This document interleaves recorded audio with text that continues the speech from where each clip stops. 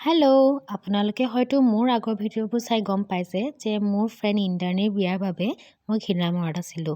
তাইৰ 9 তাৰিখে জোৰোণ আৰু বিয়া দুয়োটাই আছিলে আৰু তাইক সজালে সীমা দত্ত পেগু বুলি কোৱা বা এগৰাকীয়ে, তেখেতো লখিমপুৰৰে হয়। এয়া চাওকচোন, তাইক ইমান ধুনীয়া লাগিছে। তাই এনেই ধুনীয়া, তাতে আজি কইনা সজাত আৰু বেছি ধুনীয়া লাগিছে। জোৰোণ অহা আগে আগে তাইক কেইখনমান ধুনীয়াকৈ ফটো উঠাই ল'লে আৰু এয়া জোৰোণো আহি পালে। আজিৰ পৰা তাই জীয়াৰীৰ পৰা বোৱাৰী হ'লগৈ। তাই আজিৰ পৰা এগৰাকী পত্নী, বোৱাৰী আৰু বহুত সম্বন্ধৰ বান্ধোনত বান্ধ খালেগৈ। জোৰোণ যোৱাৰ পিছতেই মই ৰেডি হ'লোঁ তাই বিয়ালৈ বুলি। জোৰোণ আৰু বিয়া একেদিনাখনি হ'লে অলপ কিন্তু কষ্ট হয় দেই। এইটো হৈছে তাইৰ ৰিচিপশ্যন লুক আৰু এইটো সীমাবায়ে সজাইছে। সাংঘাতিককৈ ধুনীয়া লাগিছে তাইক।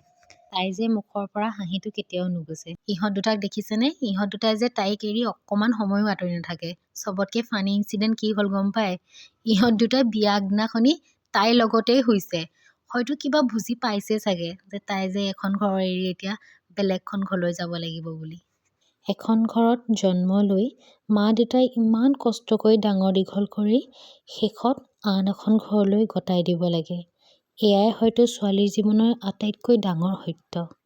তাইৰ জীৱনৰ এই বিশেষ দিনটোক মই আন্তৰিক শুভেচ্ছা জনাইছোঁ আৰু তাই যাতে জীৱনৰ সকলোবোৰ সুখ পাওক আৰু তাইৰ সপোনবোৰ সদায় পূৰ হওক। তেন্তে আজিলৈ বাই বাই।